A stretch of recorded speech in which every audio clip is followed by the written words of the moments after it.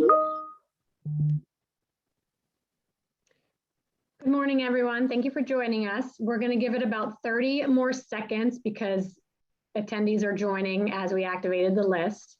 So thank you for joining us. Let's wait about 30 seconds.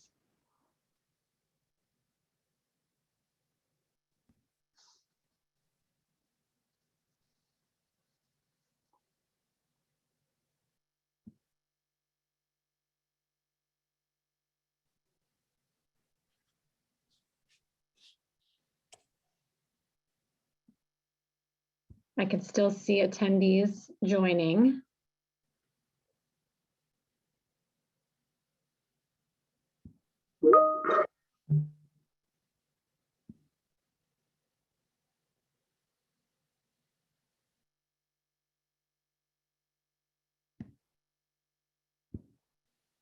Okay, thank you everyone for joining our call to discuss teacher shortages and how it is affecting our students, our schools, our parents, our communities.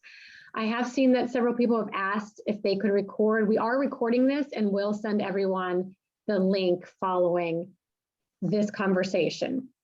I did want to go over a couple ground rules for the call. It is on the record. This call is on the record, and as I said, we are recording it. We do have one panelist, Stacey Pellica, who is with the NEA Research Department, and she is an NEA data analyst. Her comments are not on the record to her name. If she's referenced in anything written or said, it's NEA data analyst or according to NEA or according to NEA information. Questions will be taken after the speakers are finished. You can type a question into the chat or you can raise your hand and we will call on you. Please say your name and your outlet when we do call on you for the question. I also do ask that the questions remain on the teacher shortage information conversation. I know there's a ton going on right now with reopening schools and COVID, but this really is to dive into the teacher shortage issue because it is such a problem. We're happy to answer any additional questions after this call is over or questions that we don't get to because there are so many of us on the call. I will put my contact information in the chat, and probably most of you have heard from me already, but I'll put my contact information and feel free to reach out to me if you want to speak to any of the panelists again, have additional questions on different topics. So joining us today is Becky Pringle, who is a middle school science teacher with more than 30 years of classroom experience and the president of the National Education Association.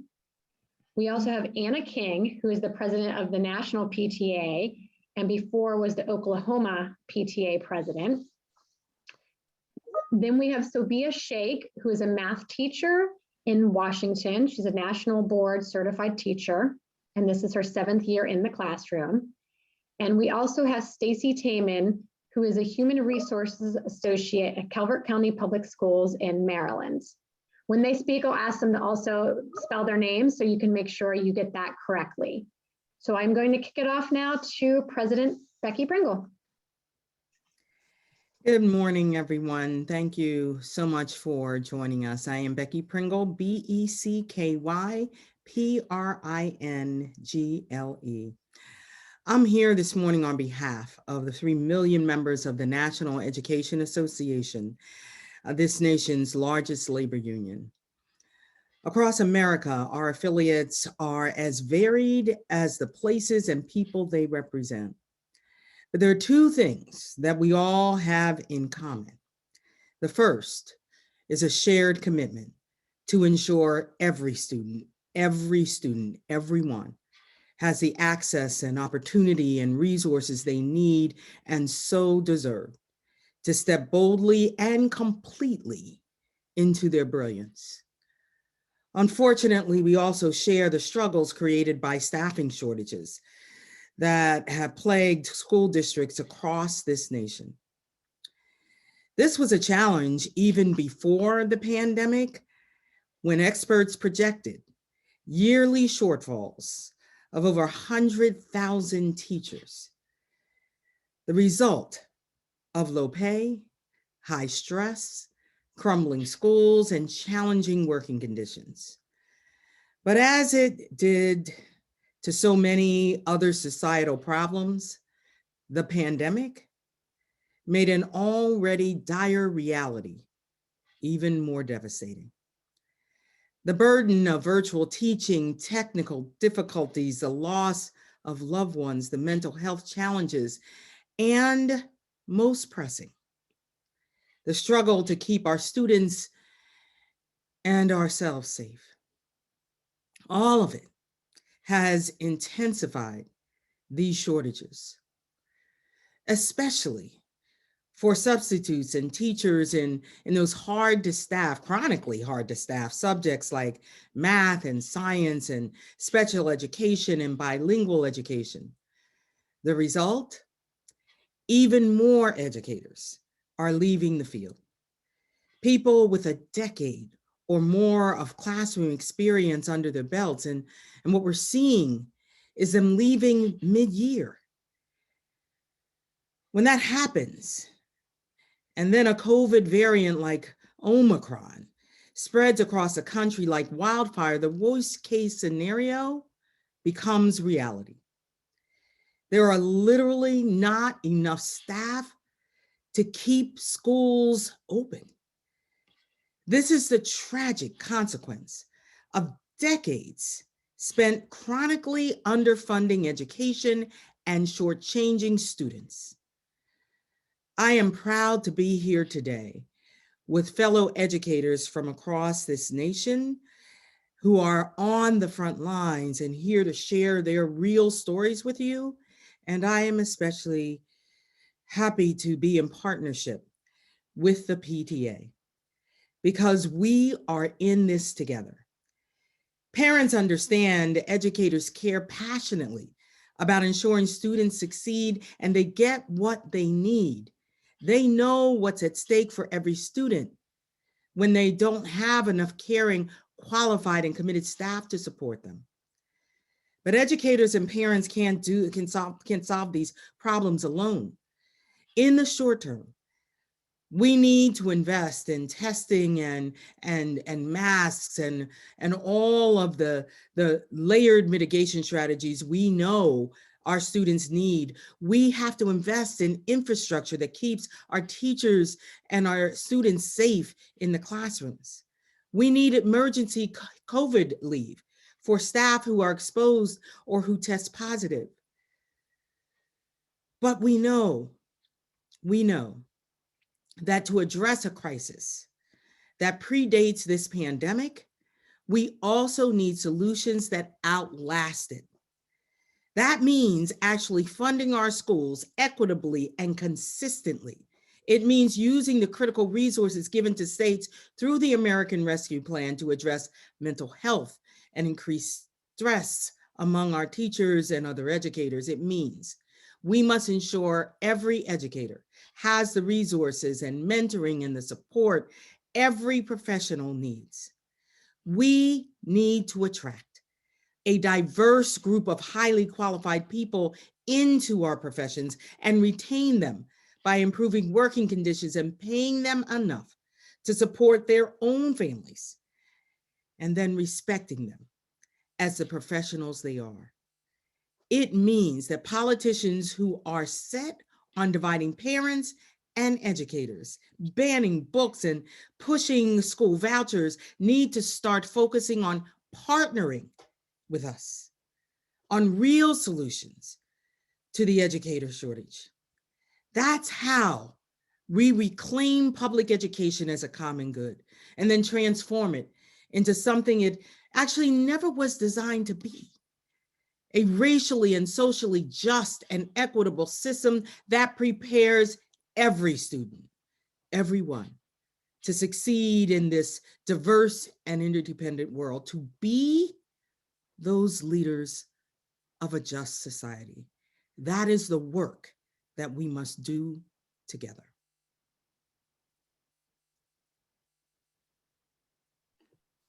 Thank you very much, Becky. Just as a reminder, I'd like everyone to be able to say their remarks before we toss it over for questions.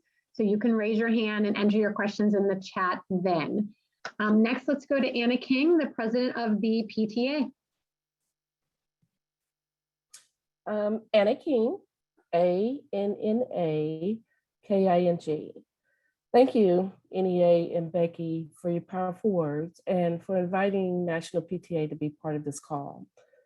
At National PTA, we are partners, and we believe that parents and educators are natural allies. We work together.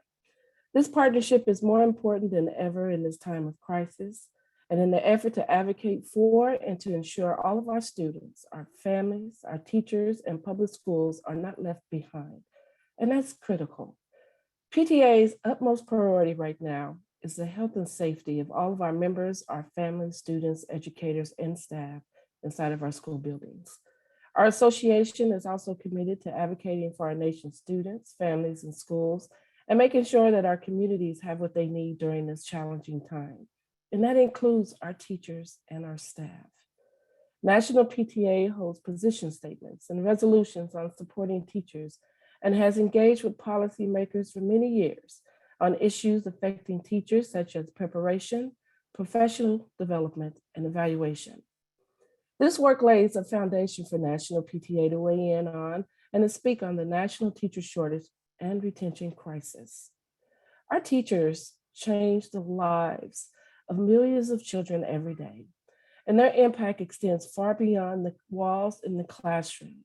They're in our communities. And our association recognized that teacher preparation, staff development, and renewal are critical investments in children. PTA must encourage and support adequately funding teacher preparation and staff development programs. National PTA places great importance on in-service and staff development and education as a means of a career for long professional development as an approach to helping teachers do a better job. All students benefit. I'm going to say it again. All students benefit from high quality teachers. And we know this, we've seen it.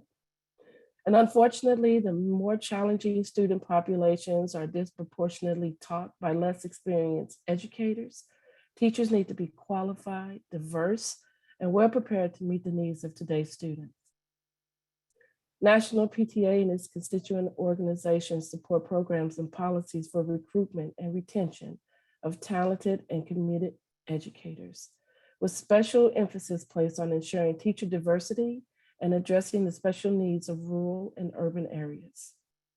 The COVID-19 pandemic was a key factor in 1/3 to 1/2 of our teachers' departures over this past year. And as the pandemic persists, teachers are working more hours than ever. I've seen this. I've seen it with my grandchildren. They are exhausted and adjusting to the changing models of teachers without appropriate training. Teachers face their own health and professional development needs while trying to balance keeping a whole school community safe and learning. Despite the challenges of the COVID-19 pandemic, educators across America are working extremely hard to ensure that every student has the tools they need to reach their full potential. In a year where instruction could be virtual, in person, or a mix of both, they are providing students with the much needed sense of community and connection. Our association is also urging Congress to provide increased federal funding for the statewide Family Engagement Center grant program at a minimum of $17 million this year to support our students and families through meaningful family engagement, which is extremely important. With school closures, effective engagement between parents and schools and teachers is more challenging now than it ever has been before. Statewide family engagement centers can help teachers be the conduit of learning at home and provide families with simple and effective activities that they can do with their children so that families aren't overwhelmed by the myriad of resources available. Research has shown us that family engagement advances the academic and development progress of our nation's children and drives the increase in student achievement. When families and schools work together, our children are successful. National PTA is appreciative of the congressional efforts to address the needs of students and our families and schools during the COVID-19 pandemic. And there are and will be continued needs for Congress to address.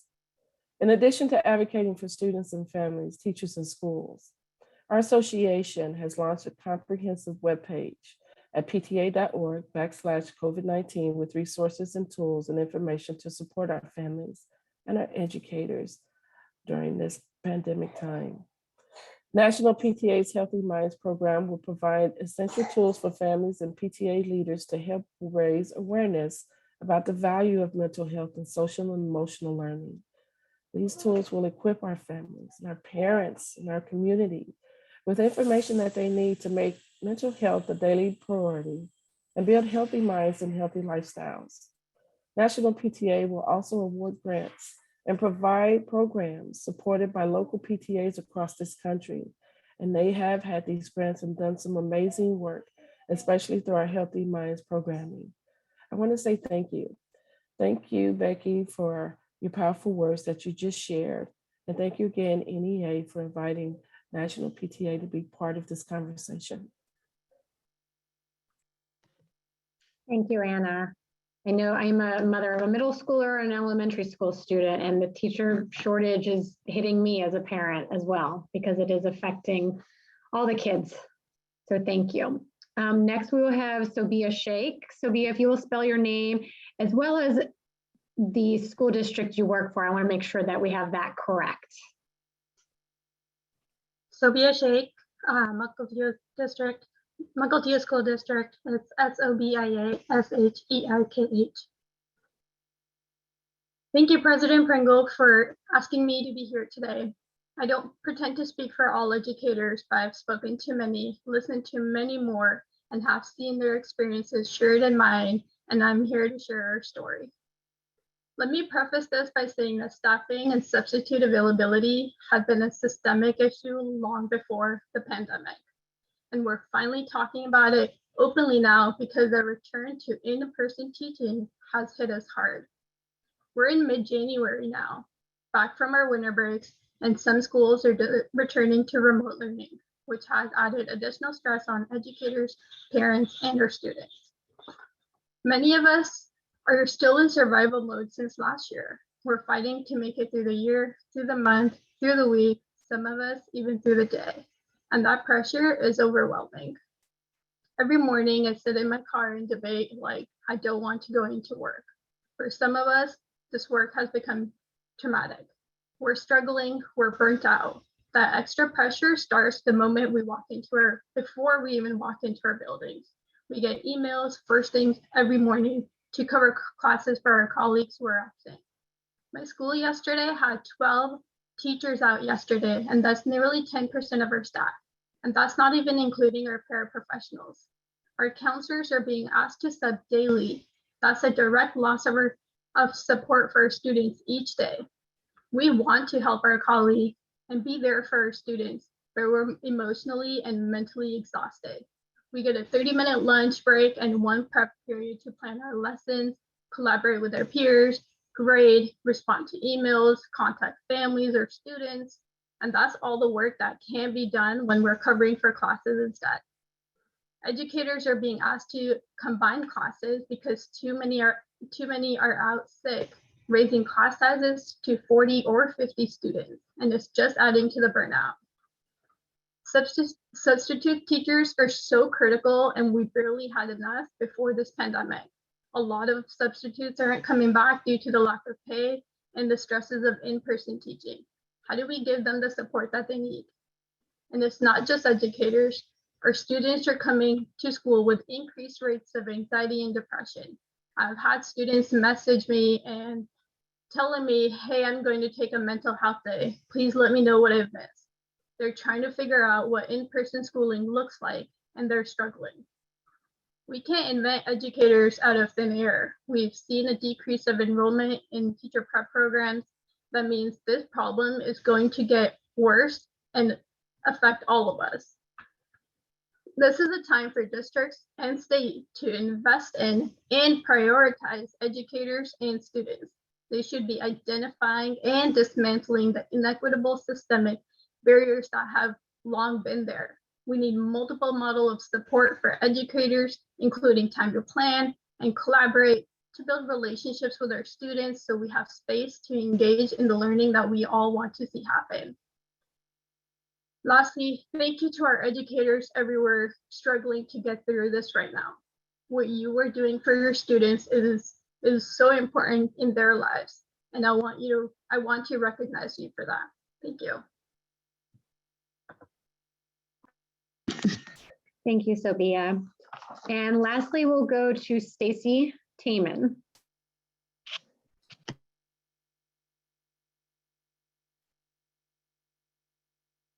Hello, I am Stacey Tayman, STACYTAYMAN. Thank you so much for holding and being on this call today.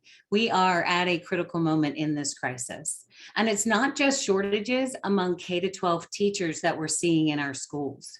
There's also a shortage of the education support professionals, ESPs, everyone in and around the schoolhouse who serve the needs of our students, like instructional assistants or paraprofessionals, whatever they're called in your district, secretaries, bus drivers and aides, food service workers, custodial staff. The list is long. They are a huge part of the overall environment of educational systems. They keep our students safe. When staffing shortages trickle down and impact that part of the environment, we're not only seeing stressors within the classroom, but also within the halls, in the cafeterias, and on the buses. As Becky and others have said, this crisis is not new, but the pandemic has exacerbated it. Many school districts began the year with teacher shortages.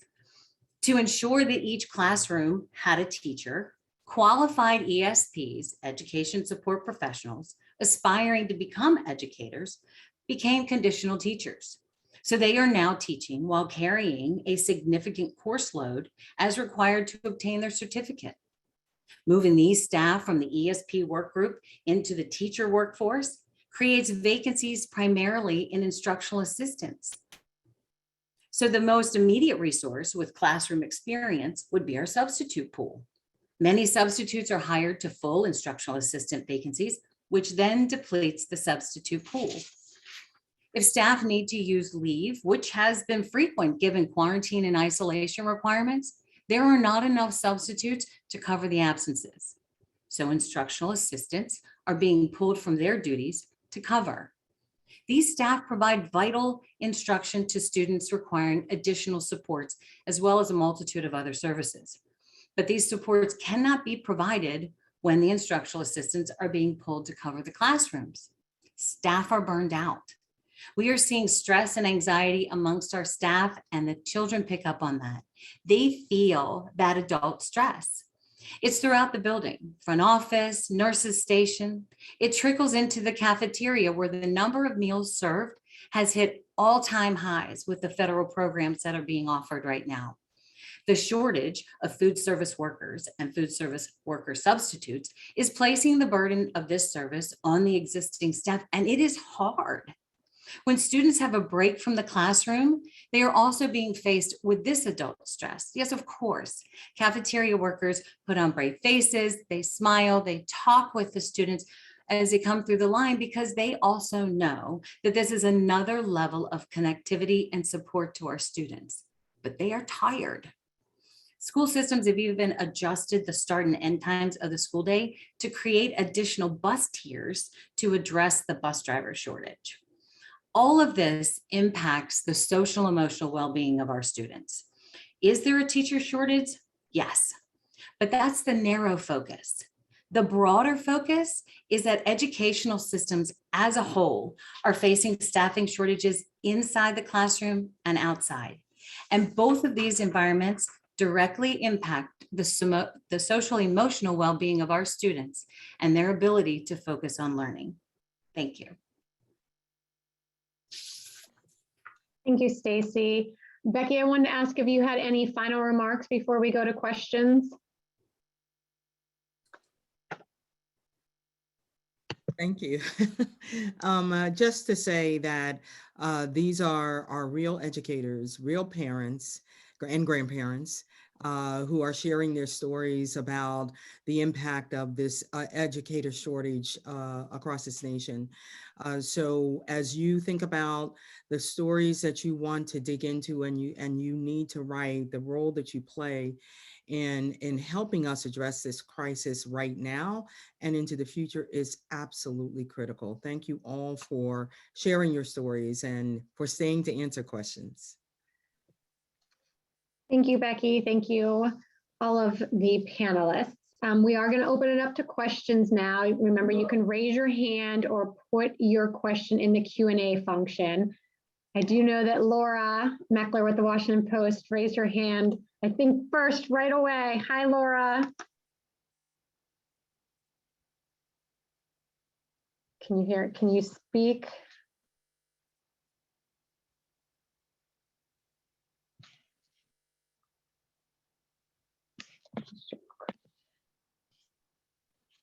Laura, are you there? Mike, are you able to unmute her? Did unmute. Hi, can you hear me now? Yes, we can hear you now. My question is, yes, thank you. My question is whether you can just put this into context. Is the teacher and staffing shortages today at a historic high? And if not, when would it be, when in the past is comparable or worse? Thank you.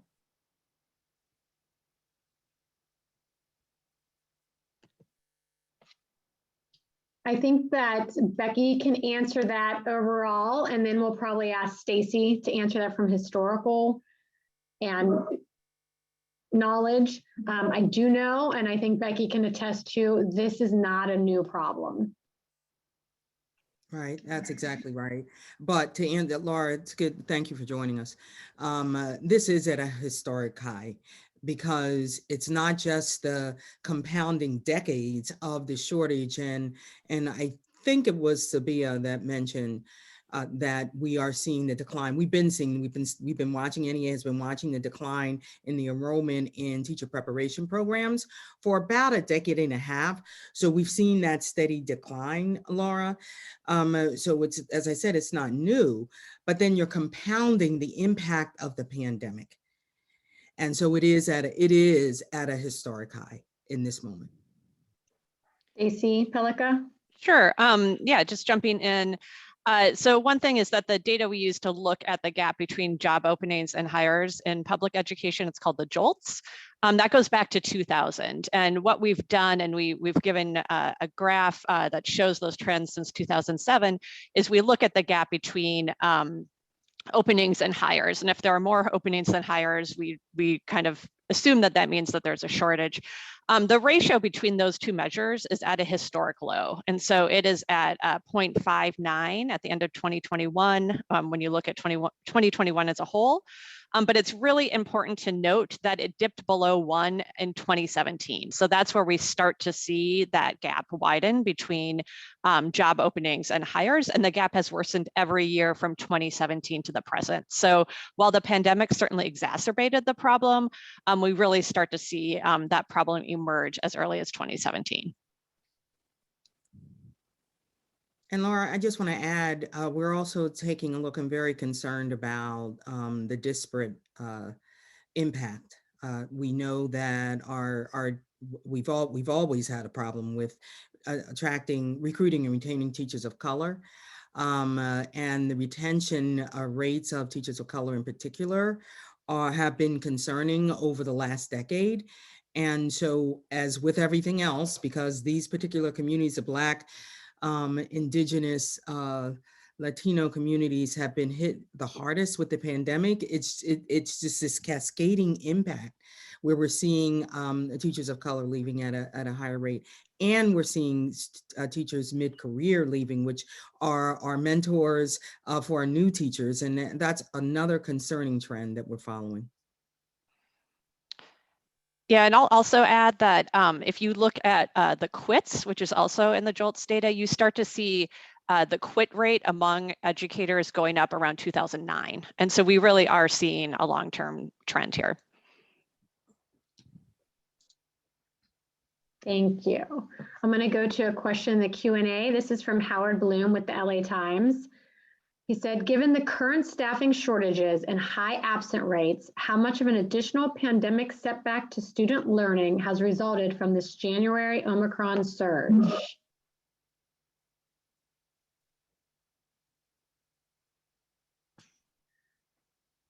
Sobia, you want to talk a little bit about student learning?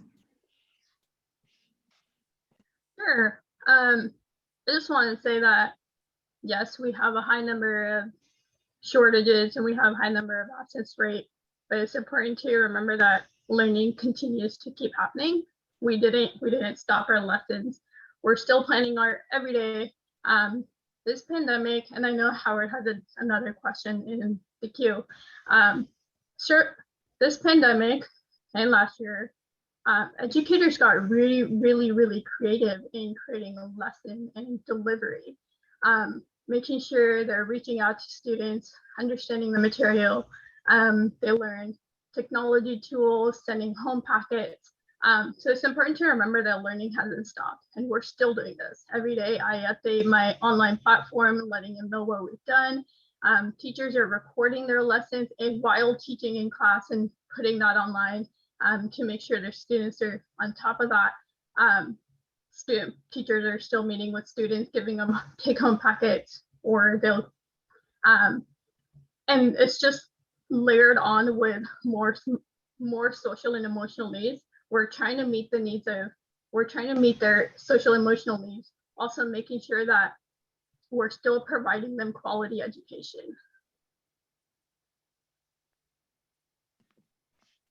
Thank you, Sophia. I'm going to go to the next questions from Caroline Love from Houston Public Radio. How has the ban on mask mandates in public schools in Texas contributed to staffing shortages in Texas, particularly of substitute teachers? I'm going to ask Stacey to jump in there. I don't know if we have Texas specific numbers, but she can speak generally. So we, Celeste, can you repeat the question, please? Sure. How has the ban on mask mandates in public schools in Texas contributed to staffing shortages in Texas, particularly of substitute teachers? Okay, yeah, we do not have state level data to address that. You know, in terms of the general issue, it's certainly health and safety is a significant concern among our educators, but tying those two together isn't something I can do with the data. But I will say, I'll add that as I talk to educators across the country, and they talk about the concern they have about keeping their students safe and them staying safe themselves, that they are not carrying disease home to their families. In those areas where they are not part of conversations about all of the mitigation strategies, including masking, making the best decisions for students and educators, they are of great concern. And it goes to that one of the things that we have seen in terms of why they are leaving, that they are not being treated as and respected as the professionals they are, and being collaborated on those decisions that are best, those teaching and learning and now safety decisions that are best for their students. And so it just adds to the additional stress and the decisions that they're making about whether or not they're going to stay in the profession. And I think Stacey, not Texas specific, but Stacey can attest to the substitute teacher issue because she's in the HR office and she's knowing how many teachers are out that day. They have to get substitutes to cover them. Do you want to say anything, Stacey?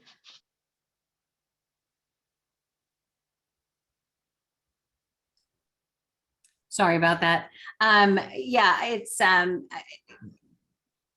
it's so across the board, right? So we don't have the substitutes. And so it creates a whole lot of issues. So teachers are leery of using leave because they don't want to leave their co-workers in the lurch if there's not coverage for their class. The IAs that could be pulled, you could have a kindergarten IA pulled from that modality into fifth grade, and they're moved from one to the other. It's high level and it's very stressful. They become very overwhelmed, and that trickles out. I know that some school systems are getting creative. They're looking at those substitute pay rates. They're trying to increase those, but it's a matter of really attracting those individuals into the area to take on this work.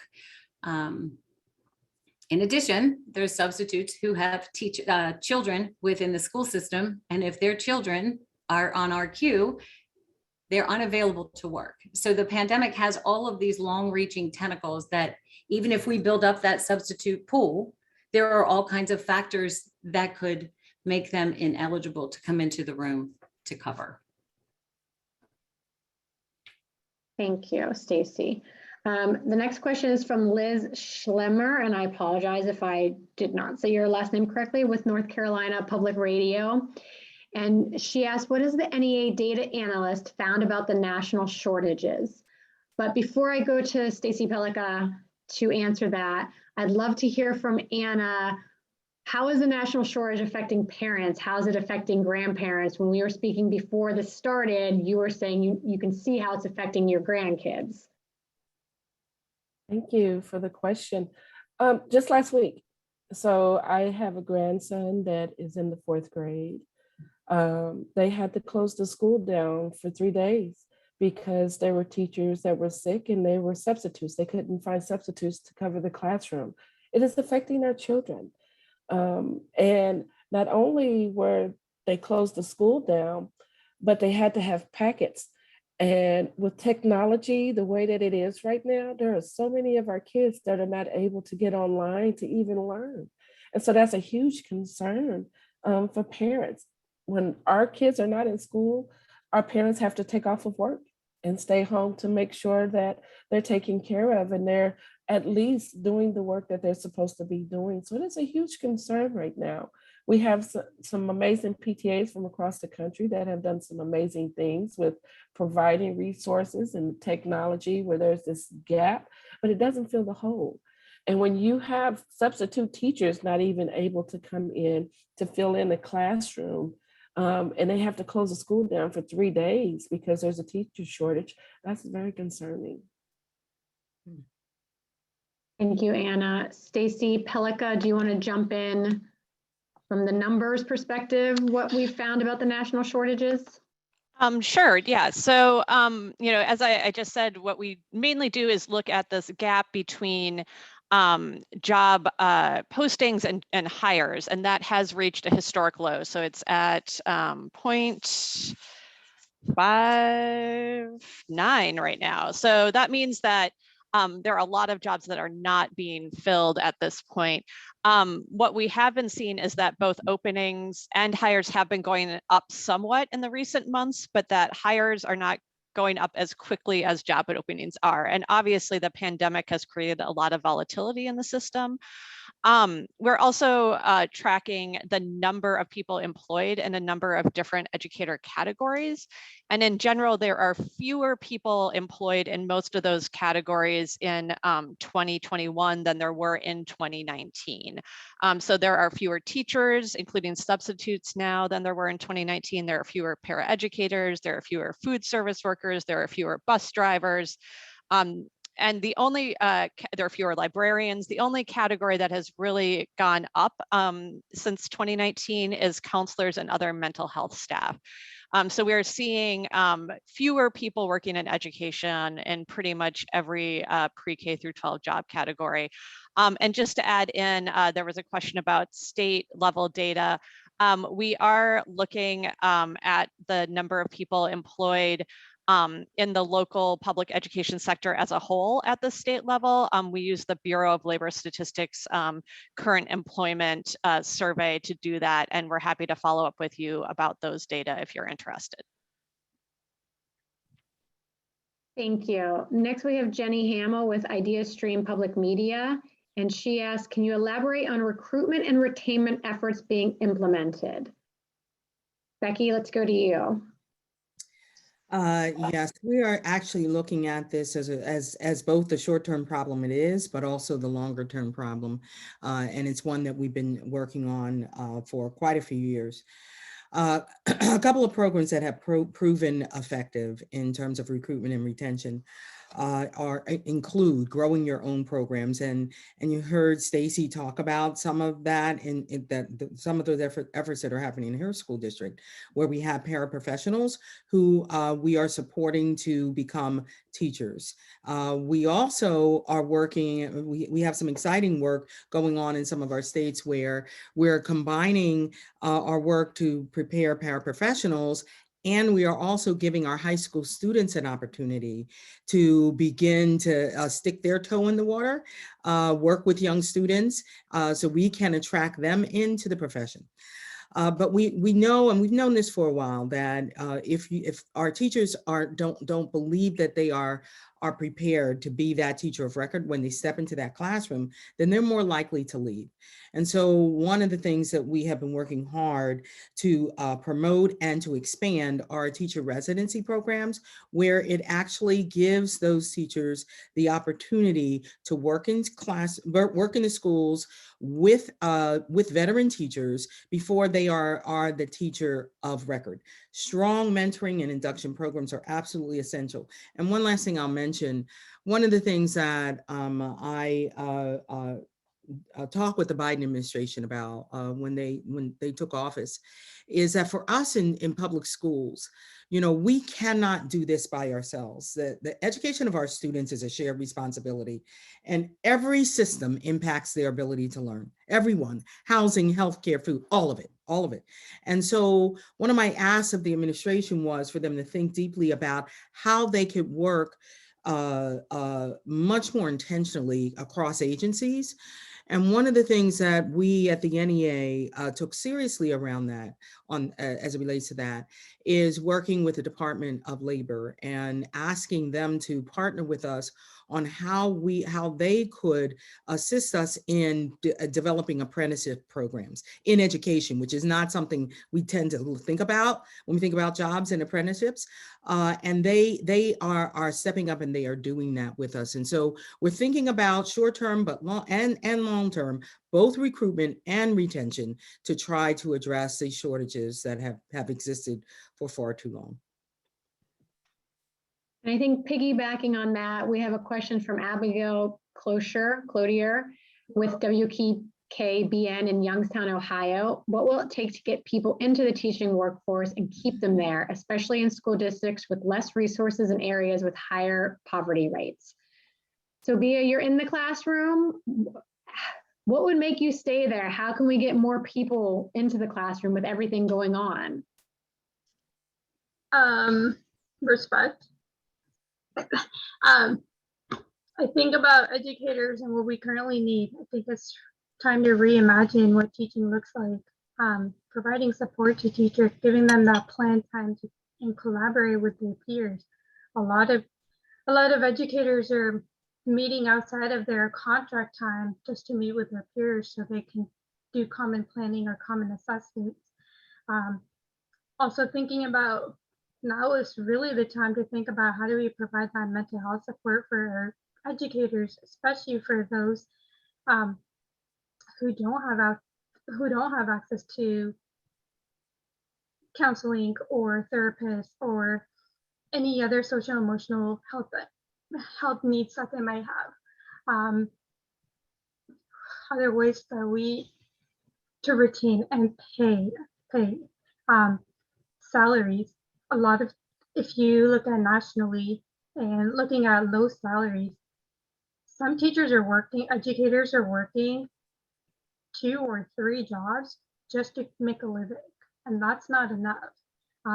They have degrees, masters or PhDs, and they're working, and we don't even have this, we're not even considered, or according to others, we're not considered professionals, and like we don't have that same respect as others in terms of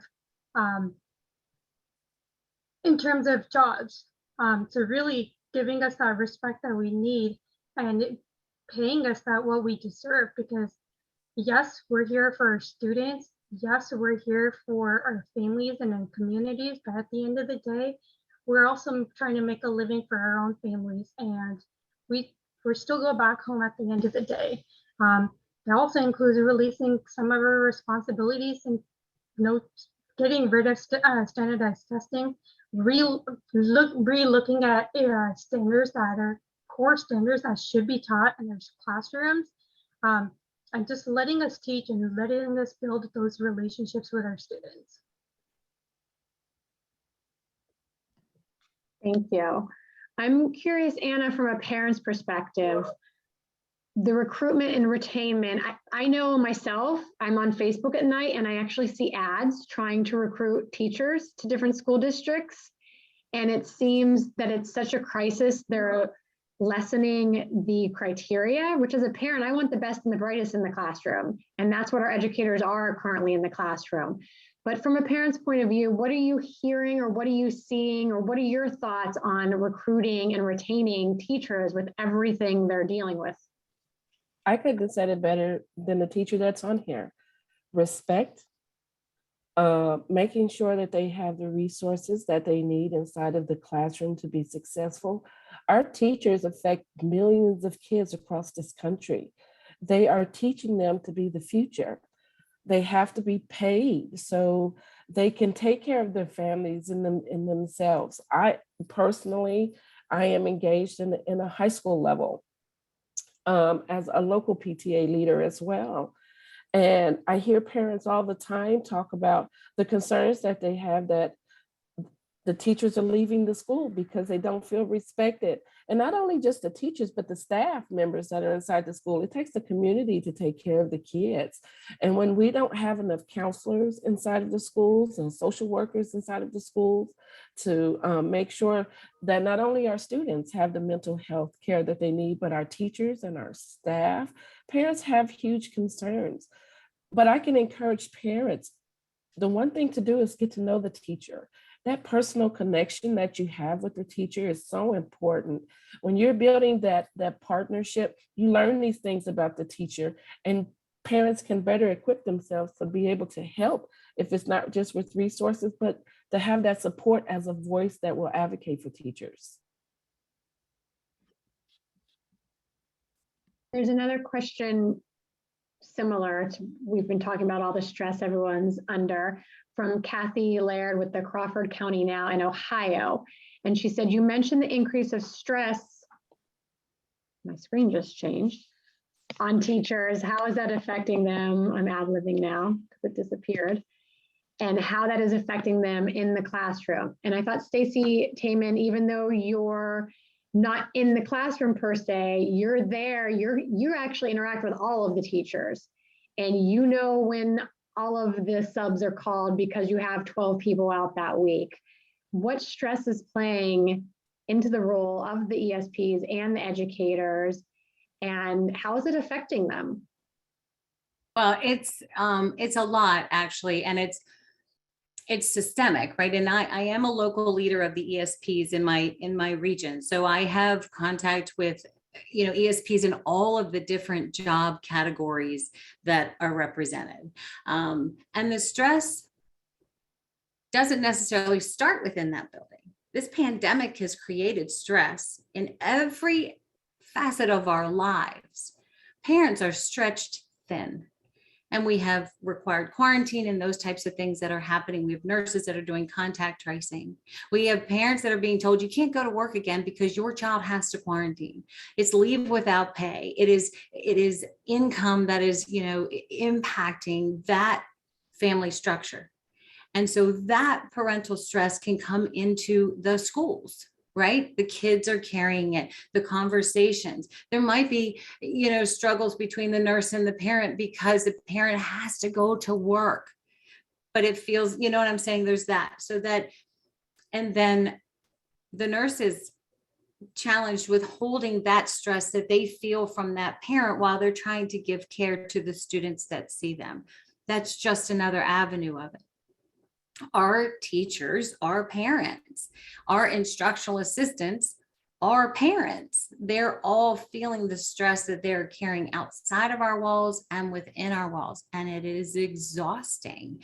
A lot of stress and anxiety if somebody, gets an email, hey, you're covering this class today, and they don't feel prepared.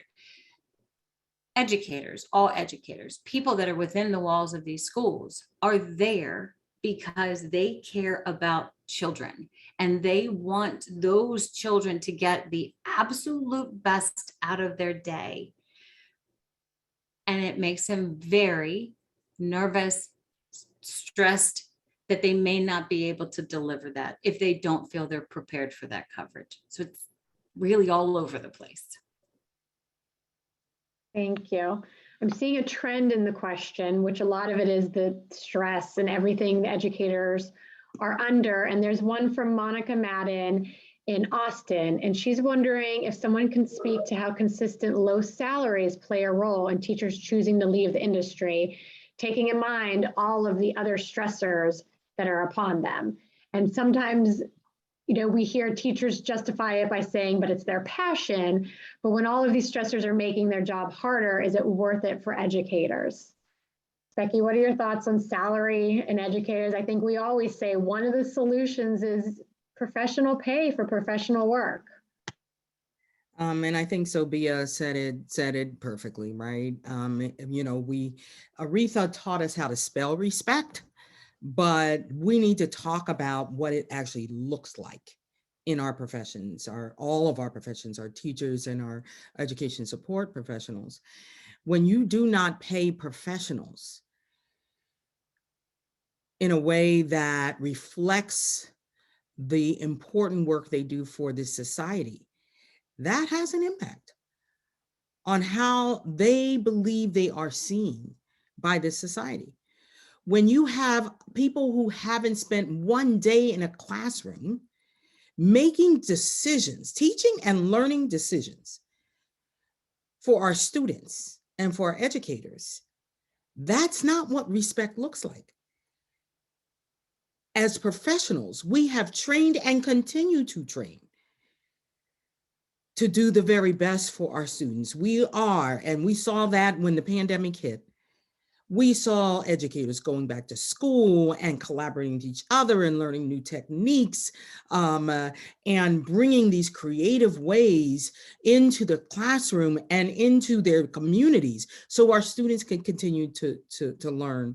And here we are, still having a conversation about others making decisions, teaching and learning safety decisions for our students. So for us, it looks like we are treated as professionals, that everyone in the system collaborates with educators to make the best decisions for our students, and that we don't see what we saw 2 years ago in the Red for Ed movement, right? We saw teachers living in their cars and renting out their houses so that they could make that extra income. Stacey will talk about the reality for our ESPs. They don't even make a living wage. They have students, their children, who are on free and reduced lunch. They qualify because they are below the poverty level. These are issues that have existed forever. And here we are in a moment where we don't understand that if we don't address the well-being of educators, then the well-being of our students will suffer. Their learning, their growth, their development, whether or not they will thrive and become those leaders we know they must be, those critical thinkers, those problem solvers. We know the impact it will have on our students. Well said, Becky. I think this question, I'd actually like all four panelists give a quick answer because this is one we're hearing all the time, but Amanda with Mahoning Matters in Youngstown, Ohio, has asked, do you think remote learning over the past 2 years has turned teaching and non-teaching staff away from the profession? Start with Sophia.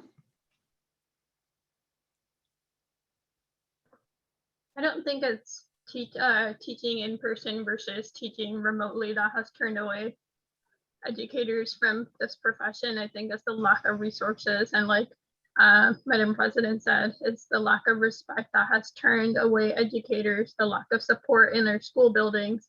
Again, if we don't have that respect and respect that we need, you're going to turn away educators eventually. I've had educators who've been in the building for 25 plus years, and this year they're like, this has been so hard.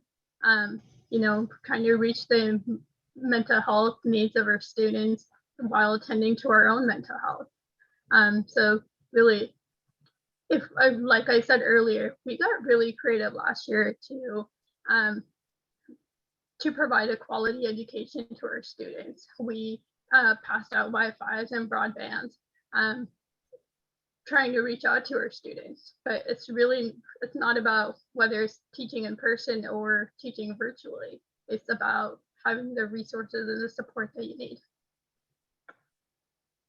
Stacey Tayman, did you find for the work that you do that virtual, turned you off from the profession, or it would be hard to get people to come in the last 2 years?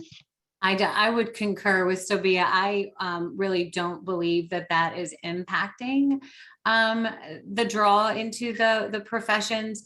ESPs typically don't leave the building. So whether it's virtual or in person, we're there in the buildings providing that support. And I do not think that it has been a factor in recruiting and retaining.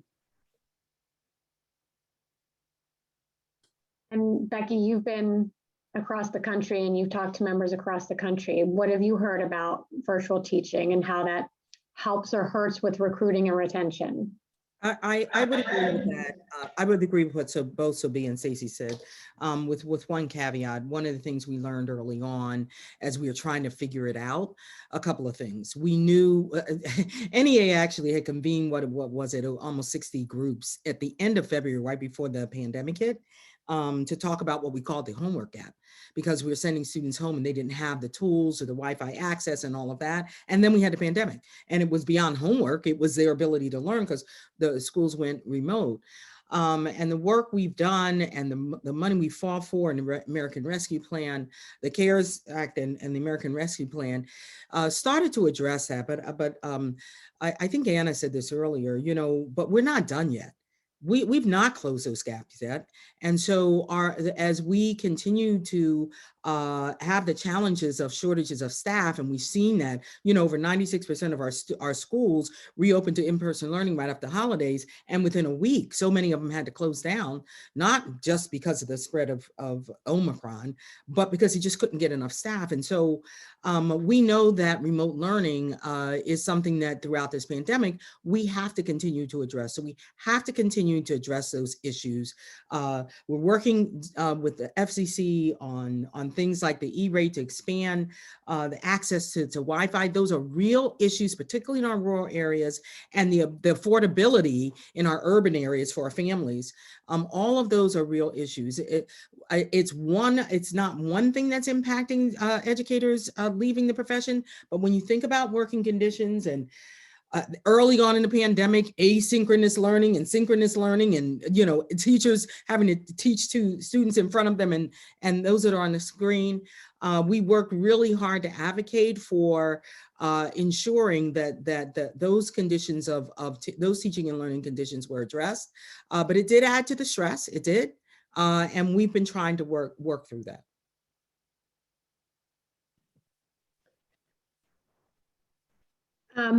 Last question, I think, because we are running out of time. I know all of our panelists were able to stay a couple minutes, but I have seen in the chat and in the questions asked if we have any data, so this would be Stacey Pellica, on elementary school teachers and the severity of that shortage. Are we finding that there's more of a shortage in elementary school than middle school and high school, or what data are you seeing there?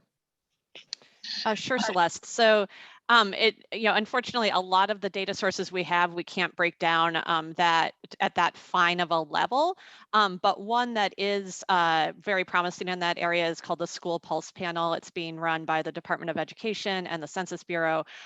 They are in the field right now, and they're planning to do that survey monthly, but they have experimental results from September where they do break down how challenging it was to fill positions in different categories. And so they found that 19% of schools had a somewhat difficult time filling general elementary positions, and 9% had a very difficult time.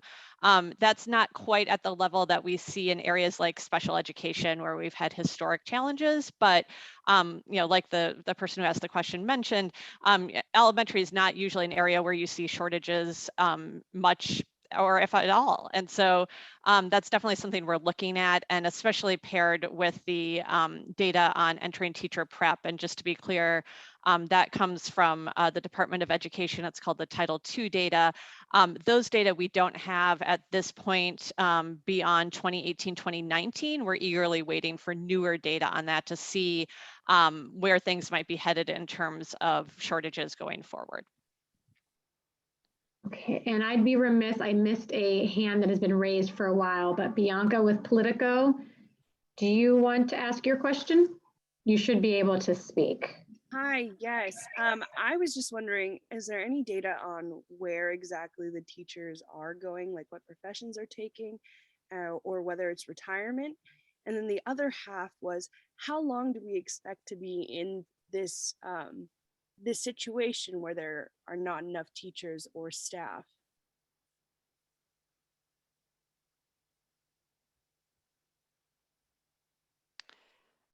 So a couple of answers there. It's hard to know where people are going. There are a few surveys that do follow up with teachers who have left and ask them what they are doing. We don't have current pandemic era data on that, but we, in the past, it's usually a mix of, I left to do something else, I left to take care of my family, I retired, and so on. We can follow up with you on some of the data sources, the past data sources on that. We have not seen exceptionally high retirements except for in the first few months of the pandemic. So we can look at what are known as other separations. So that includes retirements, but also includes someone who died while they were on the job, or someone who became permanently disabled, or someone who transferred. But it is largely retirements. Those spiked really early in the pandemic, but we have seen them return to normal levels since then. Obviously, we'll be watching for that as the end of the current school year comes up to see what happens, because that's obviously something that happens very cyclically. But Stacey Tayman might have something to say from her perspective on the ground. I actually raised my hand. I wanted to readdress my answer when you asked for a quick answer, because I don't know that I thought it through as clearly as I should. You asked if online or virtual impacted recruiting and retaining ESPs, the education support professionals. And in my district, we had no layoffs during the pandemic. We worked very hard for that, and none of our support staff experienced layoffs. So my answer was narrowly focused in my purview. However, other districts were not that fortunate, and many ESPs across the country did face layoffs. And in other districts, I do believe the virtual learning impacted those staffing shortages. Thank you. I think we are out of time. I am going to put my email address back in the chat for people who have follow-ups. I'm happy to connect you to Stacey if it's on data and numbers. But I wanted closing remarks from President Pringle, if she can. But thank you everyone for joining. I think we could have gone for another 30, 45 minutes. This is an important topic. But again, I will put my contact information, happy to follow up with additional questions, and would love to have you wrap it up, Ms. Pringle. I just want to thank those of you who joined us. This came about, honestly, because as many reporters reached out and I did interviews with them, one of the things I asked of them is that they talk with educators. They need to talk with those people who are on the ground, that they talk with parents directly. They need to hear from them. And so as we made that ask of them, they made the ask of us, could we actually create an opportunity where they could hear directly from our educators on the ground? So I need to thank Sobia and Stacey for being that voice. I know you said right away, Sobia, you don't want to talk for everyone, but I want to just say to you, and Stacey, I think all of our educators would have said, you speak for me. Thank you so very much for sharing what is happening on the ground for our students and for educators. Anna, my goodness, so much is said about the relationship between parents and educators. And I would ask our reporters to follow up with this with us, because we at the NEA have done surveys with our parents, and we have quite a different story than what is being reported usually. And as I look at Sobia and I look at Stacey, I know that one of the things, and they said this, that they value the most as educators is their relationship and partnership with parents. And I do that. I value my relationship and partnership with Anna King specifically, with the PTA more broadly, because we understand that as parents and educators together who are going to continue to fight for our students, to demand the resources and the support that they need. And we are going to continue to surround those people who have dedicated their lives to educating the students of America. We are going to continue to surround them with our support and with our love and with our appreciation and with the resources they need to do the jobs they love. Thank you everyone for joining us, and please stay safe. Have a great rest of your day.